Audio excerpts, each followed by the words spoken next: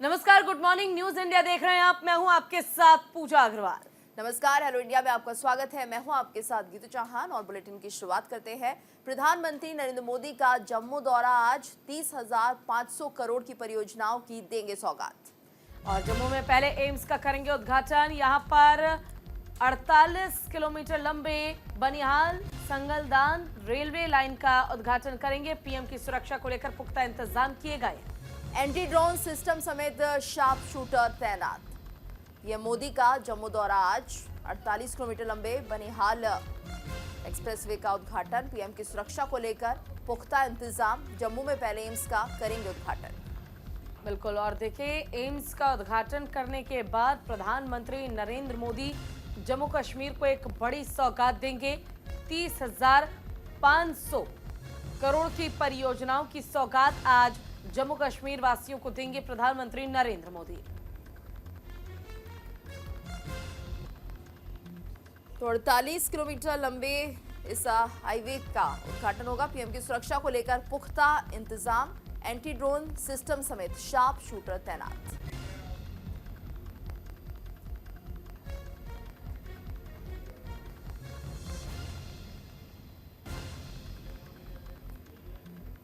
और वहीं आपको बता दें कि पीएम मोदी का जम्मू कश्मीर दौरे के दौरान क्या क्या उन्हें कार्यक्रम उनके रहने वाले। 2019 की अगर हम बात करते हैं तो यहाँ पर प्रधानमंत्री मोदी पहुंचे थे। पीएम मोदी का एक दिवसीय जम्मू दौरा ये है।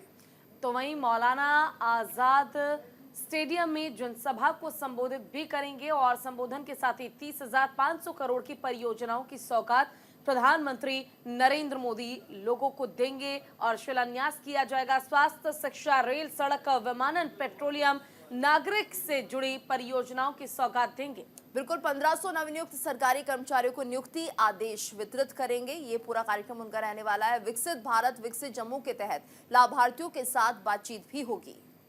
बिल्कुल, और कर्मचारियों को भी बड़ी सौगात उनकी ओर से दी जाएगी। शैक्षणिक संस्थाओं के लिए 13,375 करोड़ की परियोजनाओं का उद्घाटन प्रधानमंत्री नरेंद्र मोदी करेंगे। जम्मू में बने पहले एम्स का उद्घाटन किया जाएगा। तो 2019 में पीएम मोदी ने आधारशिला रखी थी। 48.1 किलोमीटर लंबे बनिहाल संगलदान रेल लाइन का उद्घाटन होगा। जम्मू से आईआईएम और जम्मू आईआईएम, बोधगया आईआईएम, विशाखापट्टनम का यहाँ पर उद्घाटन किया जाएगा। और देश भर में सेंट्रल यूनिवर्सिटी के लिए 20 नए भवनों का उद्घाटन भी पीएम मोदी करेंगे। वहीं देश भर में 13 नए नवोदय स्कूल के भवनों का भी उद्घाटन किया जाएगा।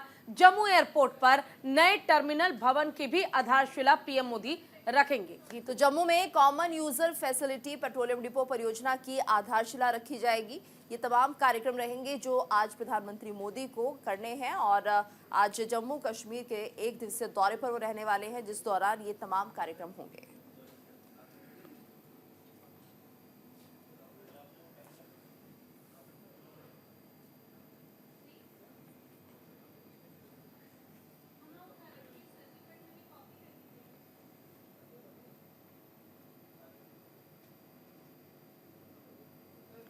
चलिए तो रुक करते अगली खबर का। राजस्थान के दौरे पर जाएंगे केंद्रीय गृह मंत्री अमित शाह। बीकानेर, जयपुर में कार्यकर्ताओं के साथ बैठक करेंगे। आगामी लोकसभा चुनाव को लेकर भी चर्चा करेंगे। आज राजस्थान के दौरे पर जाएंगे गृह मंत्री अमित शाह। बीकानेर, जयपुर में कार्यकर्ताओं के साथ बैठक करेंगे। ये बड़ी खबर। राजस्थान के दौरे पर गृह मंत्री अमित शाह। आगामी लोकसभा चुनाव को लेकर चर्चा की जाएगी। बिल्कुल, तो फिलहाल राजस्थान का ये दौरा केंद्रीय गृह मंत्री अमित शाह का बेहद खास। बीकानेर और जयपुर में कार्यकर्ताओं के साथ बैठक करेंगे, बातचीत करेंगे और आगामी लोकसभा चुनाव को लेकर चर्चा भी करते नजर आएंगे केंद्रीय गृह मंत्री अमित शाह।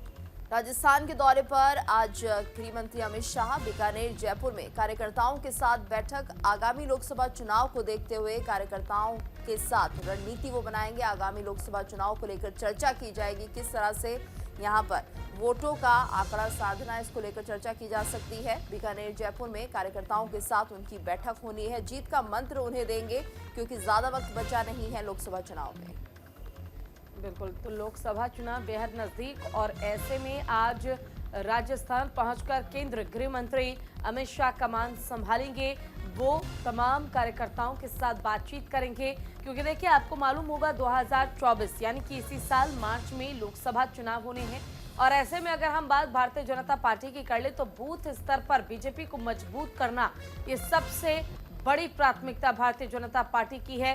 राष्ट्रवाद को जन जन तक पहुंचाना, महिलाओं का उत्थान, महिलाओं का विकास, राष्ट्र का निर्माण, ये भारतीय जनता पार्टी के मुख्य एजेंडा हैं और इन एजेंडों पर काम करने के लिए कार्यकर्ताओं को भी जीत का मंत्र दिया जाएगा।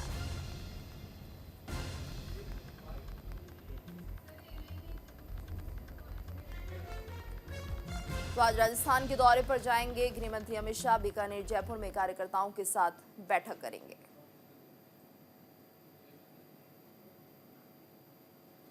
और वहीं आपको बता दें क्या कुछ कार्यक्रम रहने वाला है। जयपुर में सुबह 11:50 पर बीकानेर नाल एयरपोर्ट पहुंचेंगे और वहां से वो रानी बाजार स्थित पार्क पैराडाइज जाएंगे।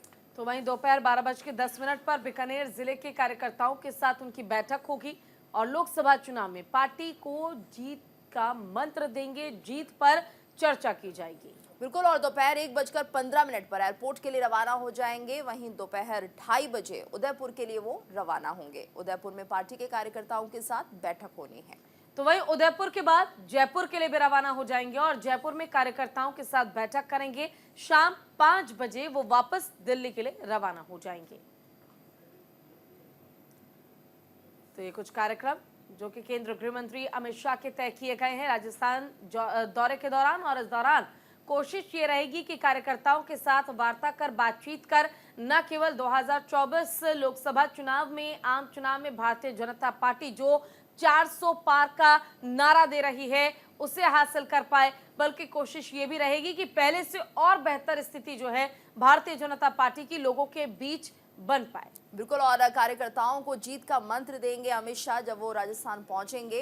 खास कार्यक्रम उनका ये रहने वाला है क्योंकि इस दौरान कार्यकर्ताओं के साथ वो चर्चा कर सकते हैं। आगामी लोकसभा चुनाव की रणनीति को लेकर यहाँ पर उन्हें निर्देश भी दिए जाएंगे।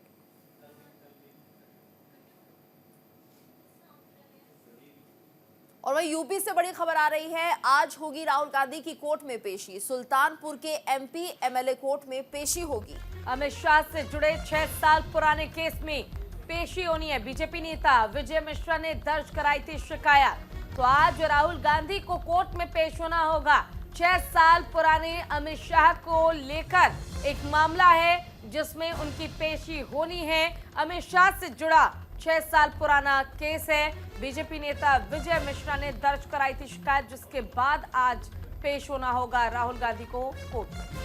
तो राहुल गांधी की मुश्किलें थोड़ी बढ़ती हुई। अमित शाह से जुड़े 6 साल पुराने केस में आज उनकी पेशी होनी है और सुल्तानपुर के एमपी एमएलए कोर्ट में ये पेशी होगी। हालांकि राहुल गांधी की न्याय यात्रा भी लगातार चल रही है, लेकिन इसी दौरान उन्हें अब कोर्ट में पेश होना होगा। अमित शाह से जुड़ा ये मामला है, 6 साल पुराना मामला, जिसको लेकर बीजेपी नेता विजय मिश्रा ने शिकायत दर्ज कराई थी। बिल्कुल। तो देखिए यूपी से बड़ी खबर आपको दे रहे हैं। आज राहुल गांधी की कोर्ट में पेशी होगी और जैसा कि जिक्र किया जा रहा है कि मुश्किलें राहुल गांधी की बढ़ती नजर आ रही हैं। 6 साल पुराने मामले में राहुल गांधी की पेशी होनी है कोर्ट में और पेशी के दौरान राहुल गांधी की मुश्किलें बढ़ेंगी या राहत मिलेगी, ये तो वक्त बताएगा।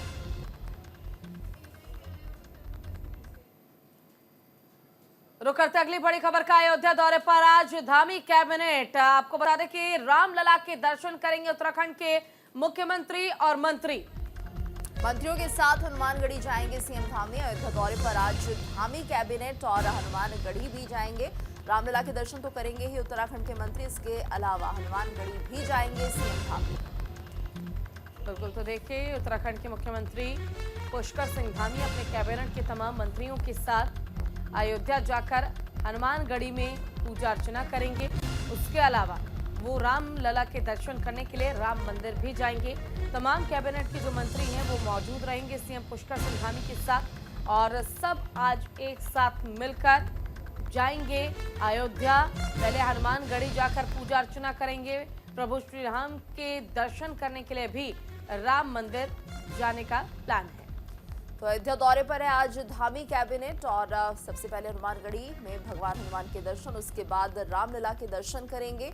तो रामलला के दरबार में आज धामी सरकार पहुंचने वाली है। मंत्रियों के साथ हनुमानगढ़ी पहले और उसके बाद रामलला के दर्शन होंगे।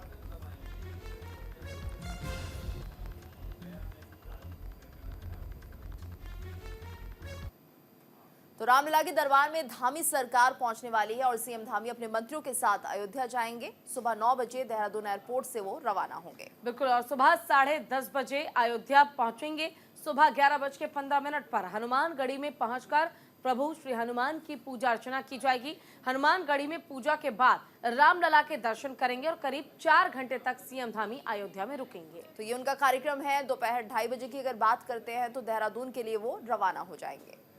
बिल्कुल, यानी कि कह सकते हैं आज ही अयोध्या पहुंचना है, दर्शन करना है और आज ही वापस उत्तराखंड भी लौट जाना है। सीएम पुष्कर सिंह धामी अपने कैबिनेट के तमाम मंत्रियों के साथ आज अयोध्या पहुंचेंगे, हनुमानगढ़ी के दर्शन करेंगे, प्रभु श्री राम के दर्शन करेंगे और उसके बाद शाम तक वो वापस उत्तराखंड लौट जाएंगे। तो ये पूरा कार्यक्रम है उनका। और आज धामी कैबिनेट अयोध्या दौरे पर पहुंची हुई है। सबसे पहले हनुमानगढ़ी पहुंचेंगे, हनुमान लला के यहाँ पर हनुमान भगवान के दर्शन करेंगे। उसके बाद रामलला के दर्शन होंगे, उनके दरबार में पहुंचेंगे। तो धामी कैबिनेट पूरी तरह से उत्साहित है अयोध्या जाने के लिए। और वहीं किसान संगठनों ने केंद्र का प्रस्ताव ठुकरा दिया है। किसान संगठनों की केंद्र को 2 टूक, 23 फसलों पर एमएसपी लागू करे सरकार। बिल्कुल, और देखिए 21 फरवरी को दिल्ली कूच का ऐलान भी हो चुका है और इसी दिल्ली कूच को रोकने के लिए ये वार्ता लगातार चलती रही। 4 दौर की बैठक जो है वो अब तक हो चुकी है, लेकिन बावजूद इसके बैठक पर कोई भी परिणाम नहीं निकल कर आ रहा है। सरकार ने कहा था कि सरकार की 2 कंपनियां जो हैं वो 5 साल तक एमएसपी रेट पर किसानों से फसल खरीदेगी। ये प्रस्ताव दिया गया था किसानों को, लेकिन किसानों की मांग है कि अब तक 12 फसलों पर तो एमएसपी रेट लागू है ही, लेकिन इसे बढ़ाकर 23 किया जाए और 23 करने के साथ ही हमेशा के लिए एमएसपी कानून लागू किया जाए। लेकिन हमेशा के लिए एमएसपी कानून लाना, इसे लागू कर पाना न केवल सरकार के लिए एक बहुत बड़ी चुनौती है, बल्कि इससे आम जन की भी परेशानी बढ़ जाएगी, क्योंकि महंगाई में 25 से 30% का इजाफा हो जाएगा। तो किसान संगठनों ने केंद्र का प्रस्ताव ठुकरा दिया है। हालांकि उसमें एमएसपी देने की बात कही जा रही थी, कुछ ऐसी फसलें जिनकी एमएसपी पर खरीद की बात कही जा रही थी, लेकिन अब 23 फसलों पर एमएसपी लागू करने की बात किसान संगठन कर रहे हैं और 21 फरवरी को दिल्ली कूच का ऐलान किया है। तो मंत्री महोदय बाहर आके बोले तो तब वो बात क्लियर हुई भी असल में मंशा तो ये है। और इस समय में केंद्र की नीयत तो सबके सामने आ गई कि केंद्र वार्ता में कुछ और बात कहता है, बाहर निकल के पीसी में कोई और बात करता। तो इसलिए हमारा इसके ऊपर सोचना जरूरी था। मंत्री जी का बयान हमने आराम से सुना, स्टडी की और सभी से बात करके इसको रद्द कर दिया। मैं बोल रहा हूँ हमारी ओर से कोई प्रपोजल दी नहीं गई है, देंगे भी नहीं। पीसफुली ढंग नाल 21 तरीक ਨੂੰ 11 ਵਜੇ ਆਪਾਂ ਦਿੱਲੀ ਵੱਲ ਨੂੰ। चलो, किसान आंदोलन से जुड़ी बड़ी खबर आपको बता दें। किसान आंदोलन में खुदी खाप पंचायत आज जिंद में होगी, किसानों की महापंचायत। तो अब किसान आंदोलन से जुड़ी ये बड़ी खबर आपको बता रहे हैं, जिसको लेकर अब खाप पंचायत एक्टिव हो गई है। किसान आंदोलन में खाप पंचायत भी कूद गई है। जींद में होगी किसानों की महापंचायत और अब खाप पंचायत इसका हिस्सा होने जा रही है। ये बड़ी खबर किसान आंदोलन से जुड़ी हुई। हालांकि ये महापंचायत होनी है और क्या होगा इस महापंचायत में ये भी देखना होगा, लेकिन फिलहाल खाप पंचायत का साथ किसान आंदोलन को मिलता हुआ दिख रहा है। बिल्कुल, तो खाप पंचायत की एंट्री जब हो गई है किसान आंदोलन में, तो देखना ये होगा कि क्या यह आंदोलन और ज्यादा उग्र होगा। 21 तारीख को जो दिल्ली चलो आंदोलन बुलाया गया है, मार्च निकाला जाएगा, उसमें आखिर कितना प्रभाव इसका पड़ेगा। और वहीं झारखंड में अबुआ आवास योजना का शुभारंभ आज होना है। गिरिडीह में 35,000 लाभार्थियों को मिलेगा आवास। लाभार्थियों को स्वीकृति पत्र देंगे सीएम चंपई सोरेन। आवास के लिए पहली किश्त जारी करेंगे सीएम चंपई सोरेन। तो इस वक्त की बड़ी खबर, गिरिडीह में 35,000 लाभार्थियों को आवास का लाभ मिलेगा। लाभार्थियों को स्वीकृति पत्र देंगे सीएम चंपई सोरेन। आपको बता दें कि आवास के लिए पहली किश्त जो है वो जारी करेंगे सीएम चंपई सोरेन। झारखंड में अबुआ आवास योजना का शुभारंभ आज होना है। गिरिडीह में 35,000 लाभार्थियों को आवास दिया जाएगा। 35,000 लाभार्थी इसका फायदा उठा पाएंगे और स्वीकृति पत्र देंगे सीएम चंपाई सोरेन। आवास के लिए पहली किश्त जारी करेंगे सीएम चंपाई। झारखंड में अबुआ आवास योजना का शुभारंभ आज है और आज गिरिडीह में 35,000 लाभार्थियों को आवास मिलेगा। तो वहीं देखिए, अरुणाचल प्रदेश का 38वां स्थापना दिवस है आज, जहां ईटानगर का दौरा करेंगे उपराष्ट्रपति जगदीप धनखड़। उपराष्ट्रपति जगदीप धनखड़ समारोह में होंगे शामिल। समारोह में मुख्य अतिथि होंगे उपराष्ट्रपति और पहली बार अरुणाचल प्रदेश के दौरे पर वो जा रहे हैं। बिल्कुल, तो देखिए, उपराष्ट्रपति जगदीप धनखड़ अरुणाचल प्रदेश जाएंगे। आज 38वां स्थापना दिवस है अरुणाचल प्रदेश का, पहली बार अरुणाचल प्रदेश के दौरे पर जाएंगे।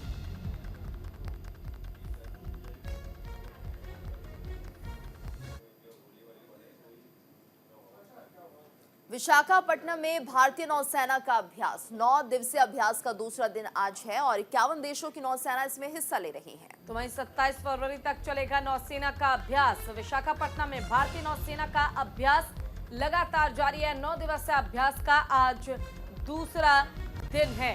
91 देशों की नौसेना ले रही है इसमें हिस्सा और इसी के साथ 27 फरवरी तक ये नौसेना का अभ्यास चलने वाला है। तो विशाखापट्टनम में भारतीय नौसेना का अभ्यास है और ये 9 दिनों का अभ्यास है जिसका दूसरा दिन आज है। 51 देशों की नौसेना इसमें हिस्सा ले रही है। भारतीय नौसेना का ये अभ्यास और एक तरह से जिस तरह से 9 दिनों का ये अभ्यास रहने वाला है, इस दौरान तमाम तरह की यहाँ पर गतिविधियाँ होंगी। अभ्यास के दौरान नौसेना के जो अत्याधुनिक यहाँ पर शिप्स हैं वो भी देखने को मिलेंगे। तो 9 दिवसीय अभ्यास का आज दूसरा दिन है। 51 देशों की नौसेना इसमें हिस्सा ले रही है और 9 दिवसीय नौसेना अभ्यास का आज दूसरा दिन है। 27 फरवरी तक ये कार्यक्रम चलने वाला है।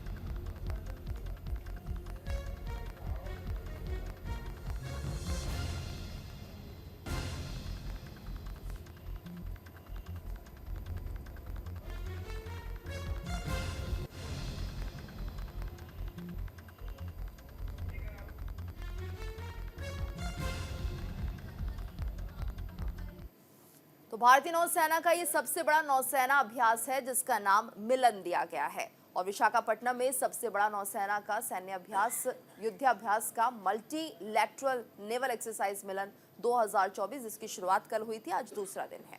तो वहीं भारतीय नौसेना आईएनएस विक्रमादित्य और आईएनएस विक्रांत समेत 30 जंगी पोत लेकर उतरेगी और 51 देशों की नौसेनाएं इसमें शामिल हो रही हैं। 35 प्रमुख वॉरशिप और 50 एयरक्राफ्ट इसमें शामिल होंगे।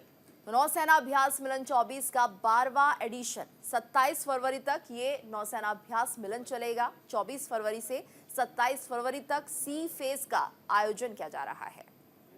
बिल्कुल, और नौसेना समंदर की लहरों पर करतब दिखाएंगी। नौसेना ने इसे CCC की थीम दी है जिसमें सौहार्द, सामंजस्य और सहयोग। मिलन 24 हर 2 साल में होने वाला सैन्य युद्ध अभ्यास है और 1995 में मिलन 4 देशों के साथ शुरू किया गया था। तो 9 दिवसीय ये अभ्यास है और इसमें 51 देश शामिल हो रहे हैं। अपने आप में बेहद खास हो जाता है क्योंकि अब समुद्र में भी नौसेना के करतब दिखाई देंगे। इसके साथ साथ अत्य आधुनिक जो वॉरशिप है उसकी भी यहाँ पर झलक दिखाई देगी। कुल मिलाकर ये नौसेना का जो 9 दिन का अभ्यास है वो बेहद खास होने जा रहा है।